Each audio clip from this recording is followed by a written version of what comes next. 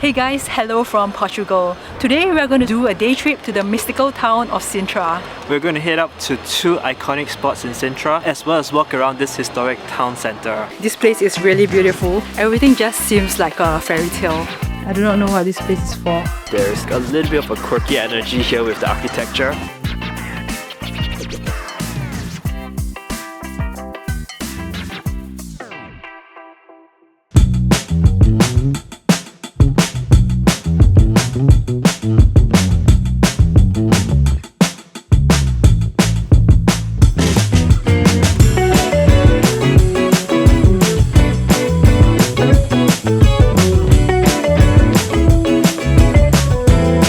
We just took a train from Lisbon to Sintra. There's actually a train that goes from Rocio in Lisbon to Sintra, and the train ride takes about 40 minutes. We actually took the train from a few stations after Rocio because it was nearer to our accommodations. And now we're here in Sintra early in the morning. Oh, look at that! We just only walked 1 minute away from the train station and we realized that there's somewhat of a fancy, quirky buildings all around, and this one here is kind of like a castle that has a globe on top of it. The first thing that we are going to do is to get to the historic center to get some breakfast. Let's go.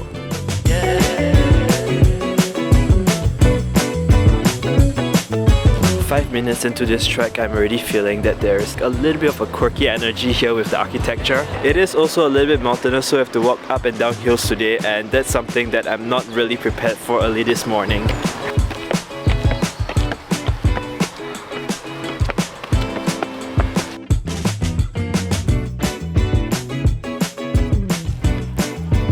So we got some breakfast from this place called Casa Piriquita, and this bakery is a very popular place here in Sintra.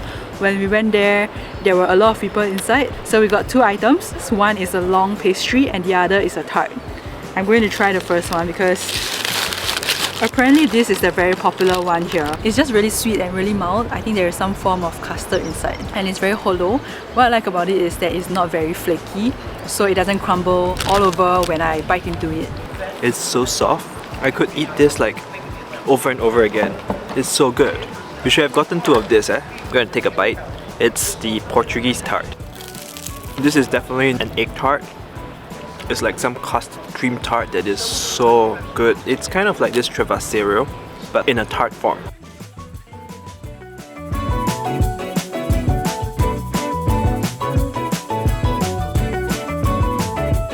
Now we are going to head to one of the most popular attractions here in Sintra called the Palace of Pena, and it's either an €8 Uber ride there or a 38 minutes walk uphill. So guess which option we are going to take.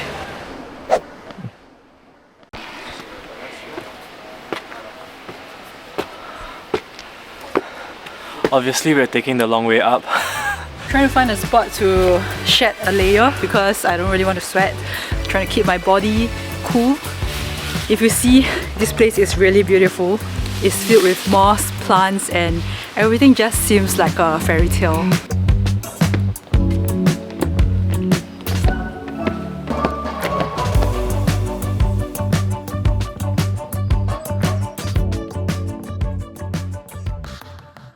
We've been walking for about 20 minutes so far and the path has been all zigzaggy and uphill, and it's not that easy of a climb, but you know what?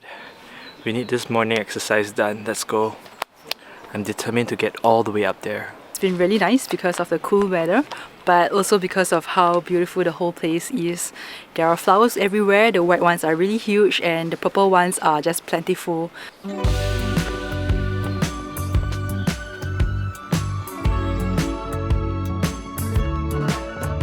Right now we're at the entrance of the palace and the Park of Pena. We got the ticket for the Park of Pena, which cost us €10 each, and we're going to head in. This park is essentially a forest that is filled with hidden pavilions as well as exotic plants. What we see of this park today is actually commissioned by King Ferdinand II. He was a botany enthusiast and he has been importing these plants from Japan, from Australia, from North America, and brought them all the way here to Europe.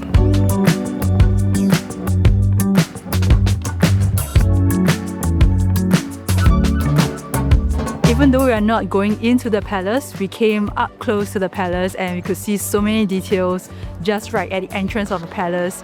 We actually walked out and climbed into the palace for a little bit, just before the paid entry points, and it was really beautiful. Okay, back down to the park. Let's go.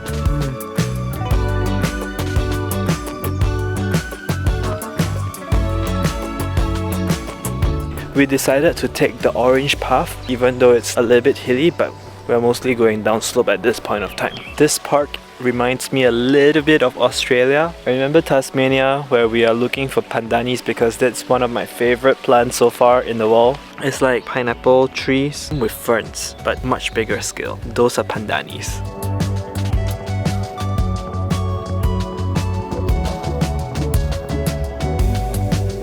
We've just been walking around the park for about half an hour, and I think this place is so much nicer than the palace itself, just because the palace is so crowded and here we have the whole space to ourselves.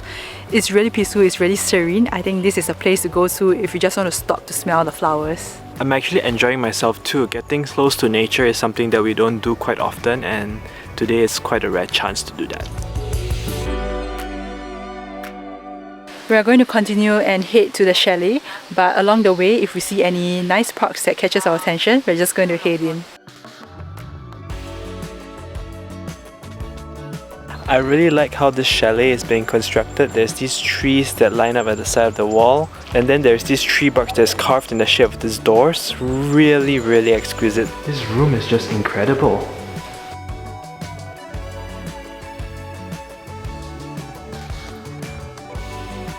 We just came out of this chalet, and in this chalet there were a lot of boards talking about this lady called Alice Hensler. And Alice was this lady who got married to King Ferdinand II after his first wife, Queen Maria II, passed away. And this is the chalet which Alice and King Ferdinand II built together. So as we were walking out, we came across this other attraction, which is kind of like a tower in the middle of a pond, and it makes me wonder how King Ferdinand had this vision to create this really beautiful park and made it come to life, and I'm really enchanted by this entire place. And Sintra is really beautiful so far, at least from how I feel from walking through the park, and now we're going to head to our lunch place. Let's go.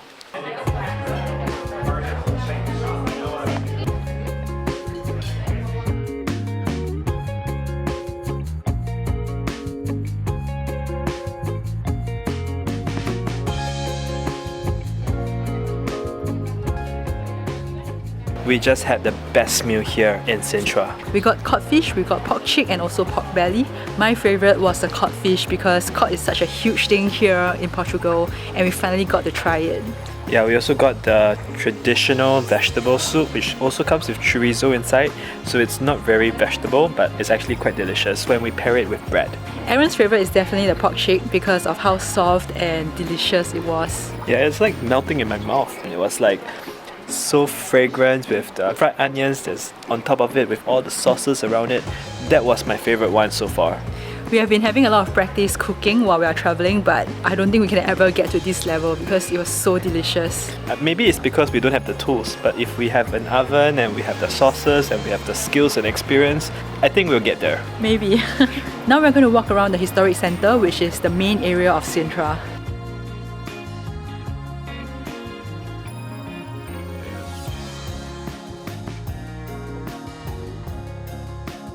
So we're just walking around the historic centre of Sintra, and there's just a lot of pastel coloured buildings here. It's really pleasant. Some of the shops are selling ceramics, some of the shops are selling souvenirs. This place is just really beautiful. Something really interesting is that the street names, or sometimes even the signs, are made of ceramic. So like if you look over there, the street name is written on 12 different ceramic tiles all put together.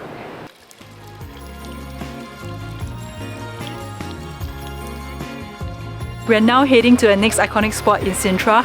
This place is called Quinta da Regaleira, and this is a castle that was built by a wealthy Portuguese man. So I have no idea who Antonio Monteiro is. Apparently this is a businessman, a very rich millionaire who has made his fortunes in Brazil and then came back here to Portugal to build this estate. And this estate is quite big. I would say like it takes about 2 hours in total to explore this entire place.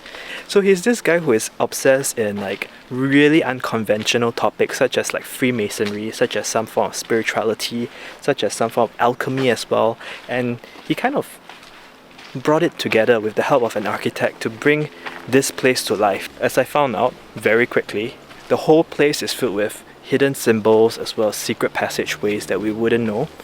And the first place that we're going to right now is the initiation well. Shai will tell you more about that in just a bit when we get there. We got a little bit lost, but we are here. We are at the iconic initiation well, probably the most well-known spot in this castle. This well goes 27 meters into the earth and it has never been used for water. It is believed that this well was used for mysterious initiation rituals. There's a queue to go in, we're going to queue up, and I guess everyone is trying to get initiated into this well.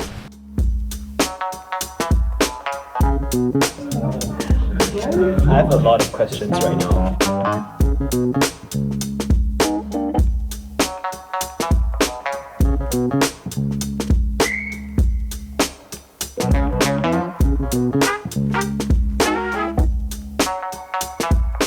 These are actually real rocks and real stones. They are really strong. It's not like the Universal Studios one, which are like just made with styrofoam.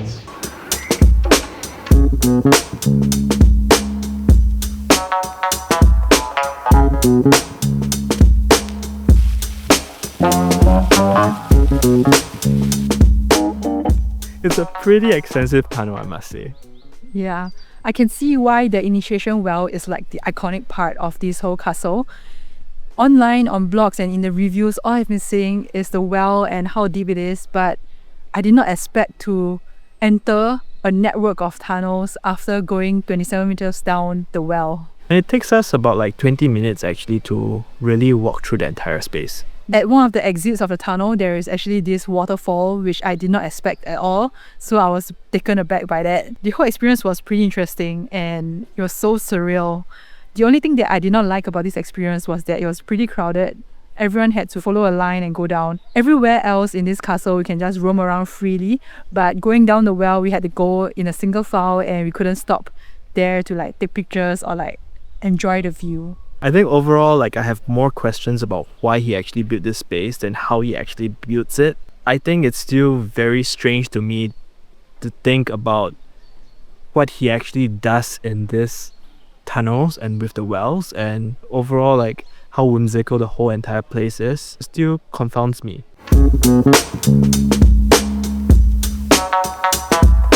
This is just a random cave with two sides to the cave and random benches built into the rocks. I do not know what this place is for. A bench, another bench, another bench. I've been kind of going around and trying to find out where the hidden symbols are and what these symbols are, but I don't think I've been able to look for them. Like, I've been looking around for like the tree of life or like hexagons or pentagons or like different weird looking shapes, but honestly they are hard to find. Maybe this shelter here represents his connection to the universe? I wonder. I think sitting on this throne I just found my first hidden symbol of this place. It is this seashell as well as this dragon catfish that's just staring right in front of me. This looks like it is quite symbolic for this place. I can't believe we've already spent over an hour here at this castle and we have yet to decipher any of the design choices that he made. I really love to let my imagination run wild, but I think I'll leave you guys to your own imagination to decipher why he actually built all these symbols around him.